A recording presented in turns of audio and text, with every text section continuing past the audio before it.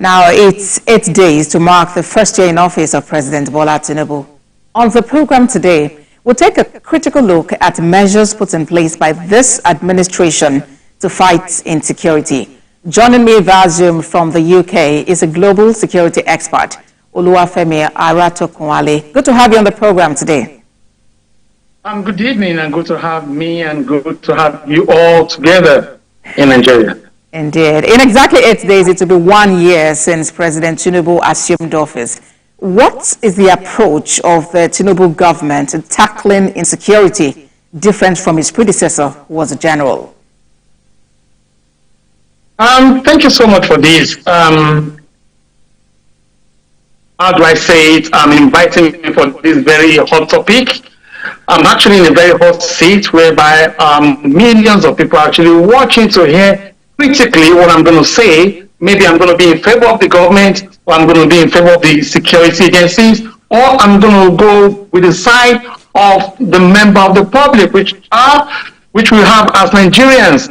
In all honesty, the government meant well. However, some things are in green while some areas are still in red. And I think this is the best place for the government to have a rethink, a receipt, and reassess themselves that what exactly are we getting right and what exactly are we getting so wrong. If we pick up this analysis and go to the city or go to town or ask people around that what is the scorecard they're going to give to the government or to the security agencies, I don't think we're going to be having a very good records or a very good data to collect as feedback as far as we're concerned within this first year in office of the government as we have today. But if we look at it, critically, talk about the northeast now. The military offensive there, appears to be paying off. But at the moment, it does seem like attention is now shifted to the northwest and the north central, with the issues of kidnapping and banditry in those locations. How would you say the administration is faring in dealing with, cases of banditry in these areas? Again, I will reiterate and I would like to re-emphasize back again that the military and other security are doing a very good job in at least sweeping off and, pushing back attacks. However, we do not have what we call a security intel in place or a security defense or mechanism in place to actually enforce and provide peace and sanity to so many places that we have actually, captured and in our hands. So in this very good reason, I would say we need more recruitment, we need more equipment that will definitely give efforts to whom or give credits to who we need to give credit to, which are the military and other security and equally the police as well. We can't say the government is not trying their best, but I think they need to step it more so that we can see a good result compared to what we have in the last or the past administration. So if I get you right, you're saying that efforts are on indeed, to push back the enemies of the state, but then there is a need to build on the success that is recorded, like have machineries in place to ensure that areas that have been freed are free indeed, right? Absolutely, and you heard it correctly.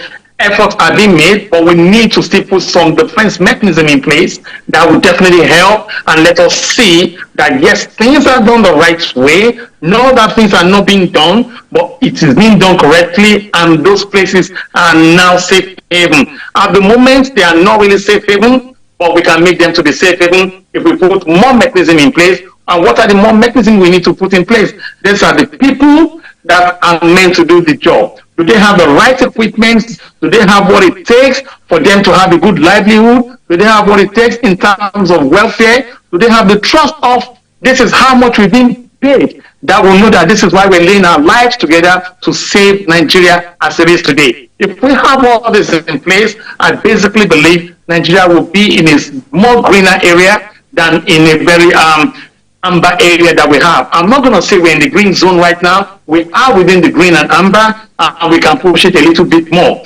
Yes, let us give kudos to the president. Let us give kudos to everybody working around to make sure that the country is safe, but we need to do more. We have some elements in place that are not trying to make it work, and these are the key things we need to focus on. Our Nigerian police needs to do more, but for them to do more, The member of the public must support them. The member of the public must give accurate information to whenever is needed to support the effort of the police and other different agencies that we have around. Don't let us forget, if we do not invest in them, we might probably have a poor and a terrible failed system when it comes to security in place in some few months or years to come. All right, then. Let's look at, a recent announcement by the military about rescuing some 386 people who had been in captivity in Sambisa Forest in the past 10 years. I mean, the military did that. What does that say about this administration and the security agencies and their policies actually in ensuring the security of the nation? Well, it's a good news for the North. It's a good news for Nigeria, and it's equally a good news for everybody around the world to see that, yes, having criticized this government so well from the start, we can see a bit of green light coming that, yes, they are actually working. The structure has always been terrible from day one, but now we can see a bit of light that, yes, things are beginning to pick up, things are working. The police are equally reacting, the military are reacting, everybody's reacting to positivity, let me put it that way. Having said that, our Nigerian system of the radicalization program is still very poor. It's still within what we can say is not up to the standard, and these are the things we need to raise. We can't have people being rescued out from Sambisa and all the rest. The traumatic experience is still there for them, but the question is this: what are we doing to put them back into life? They are completely not in the life while they were in captivity, but the question is this: how do we put them back into life? Is what the government should be thinking of, and which is going to raise another serious budget. I mean, where is the money going to come from? How do we make sure that things go down well with them? Those are the things I believe the government should be thinking, and the member of the public, the corporate organization, should equally think alongside and join hands, and let's see how it's going to work. All right, and if we may talk about ungoverned spaces, talk about the Sambisa Forest, for instance, it does just appear like, a large expanse of land, and some even see it, as a mirage. What do you know about that location? What really is going on? Is it that this area cannot be manned, cannot be secure, cannot be, looked after, really? What exactly do you know about this location? Okay, thank you so much, Abosede. Let me put it to you this way. 2016, I and a colleague of mine, we went to Sambisa, we went to Borno State under the leadership of the present vice president, who happens to be the governor of Borno State then, Vice President Shetima. We were there on a 3-day tour, and during our tour, one key thing we were able to understand is this: the Civilian Joint Task Force, the member of the public, and some other agencies are actually there working hard. But the judiciary system is not yet ready to prosecute, and I'm repeating it, not yet ready to prosecute those that are being arrested for one offense or the other relating to terrorism.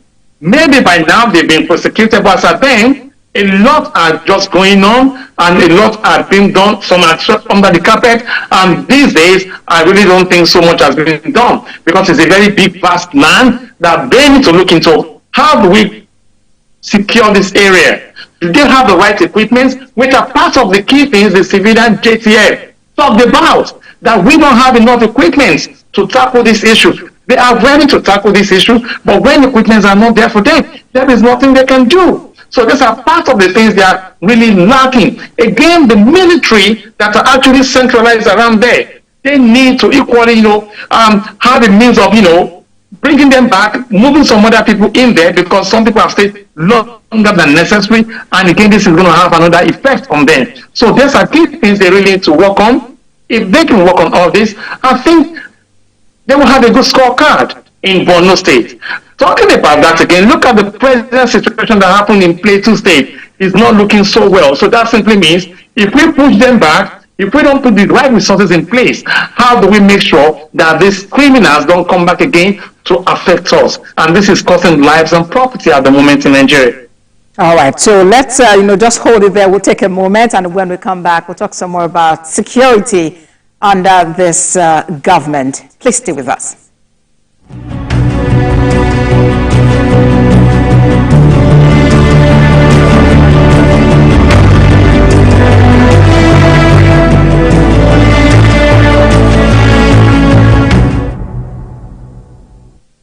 planet, our home, threatened by man's activities with fears of mass extinction on the rise. On Green Angle, we examine the issues that affect our environment, seek solutions to put us on track to secure and restore a cleaner and greener world for generations to come.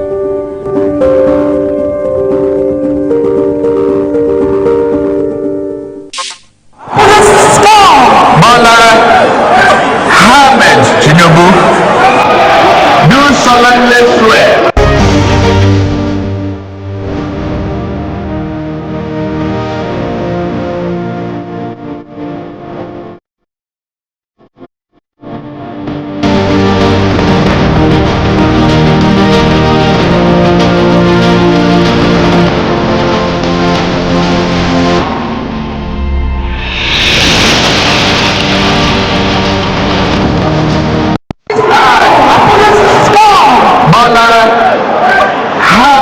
Tinubu, do solemnly swear.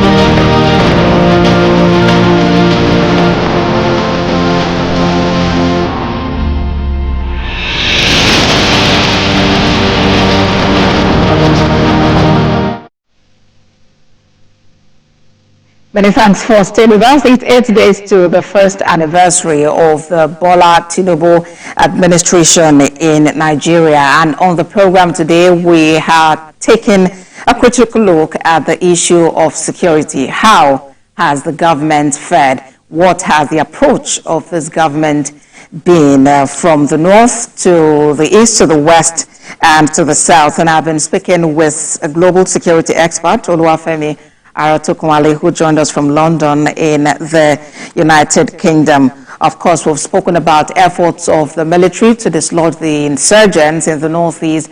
But then, of course, also there is that concern that the focus is shifting to the northwest and the north central, where we have heard cases of kidnapping and of banditry. Yes, we're talking about the success recorded by the military, rescuing about 386 people who have spent 10 years, in the Sambisa forest. But in the midst of that also, we're talking about news coming from a place like Plateau in the north central, where, some communities were attacked. And only recently from that particular community in Awase, some bandits had actually repented and had given up their arms. About 7 AK-47 rifles were recovered from them. So the question is, which way forward? How is the government faring? What can be done to improve even as we move into the second year of this administration? As we continue on the show, we'll also be talking about the issue of terrorism financing. How has government fared in this regard? I mean, in dealing with persons who are involved in this, persons who are named, persons who have been identified as actually funding terrorism in Nigeria. And importantly also, the issue of police. Police has that responsibility of securing the nation, of the internal security. But in recent time, we've had the military, step in to offer some help. Oluwafemi Aratokun-Ale is still with us. Thank you so much for staying with us.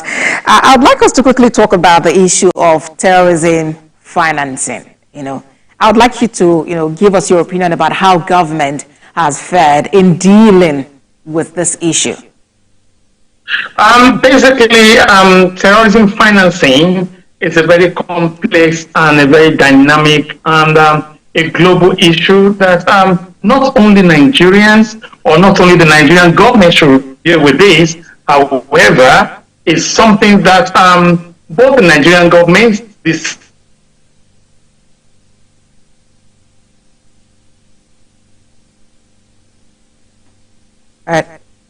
Oluwafemi Aratokun-Ale talking to us there about, his opinion about the issue of terrorism financing. We know this government has continually spoken about their commitment to tackling that. Yeah, if you're back, Mr. Aratokun-Ale, kindly continue with your point. Yeah, so basically, we need to understand where all these finances are coming from. And if we do know it, the question is this: are we making any arrests? Are we naming and shaming people that we're actually talking about, or we're not? Or are we actually doing a cover-up that is not really necessary for us to do? Or perhaps, is there any motive behind all this? These are the key things a lot of people want to understand and get to know, so that we can really see the root cause of all this and how to tackle it. Because the real perpetrators are not really the people we're actually arresting. So that means we have people behind the scene working and financing and making sure that the country is not settled. So these are the key things the government should work about. And again, awareness and the training aspect of it must really be inclusive or included in our schools, in our agencies, so that we can understand what to do and how to go about it. And you know, government actually released some names of individuals and of organizations who are believed to be funding terrorism in Nigeria. So there is some effort in that regard. Look, I'm not saying the names have not been released. I'm not saying organizations are not named. But what are the steps taken so far? Have we closed down all these organizations? Do we know who are those behind all these organizations? What is the interior government doing about it? What is the EFCC doing about it? What are the DSS doing about it? What is the Nigerian police doing about it? Community effort as well, the community effort, what exactly are we doing about it? All these agencies, all these names are within us, they live with us, we work alongside with them. So the question is, are we truly tackling it, or we're just naming it secretly, or we want to name and shame them? We have to choose in between and see how we can strategically position ourselves so that at the end of the day, things like this will not happen again, or people will have to rethink before they actually do things like this. You will agree this is a really strong issue, and so I'm wondering what your suggestions are. I mean, what practical solutions can you actually proffer at this time to manage this? Mr. Sabo said, I'm not in the government. If I'm in the government, there are some policies that will definitely go down well, and there are some policies that will definitely not sound very comfortable with some key people. It might probably be some of our politicians, perhaps some of our businessmen who are actually looking for businesses to hand over, to handle or to make gains out of it. It could actually be some of our security officers as well. So the intel is endless, but the question is this: do we have any policy in place at the moment to do name and shame and arrest and put them in jail? These are the key things we need to look for. We don't need to treat them lightly. We need to treat them so seriously, because they equally are murderers. They are not just there just for sponsoring sake. They are equally part of the key elements that are actually made.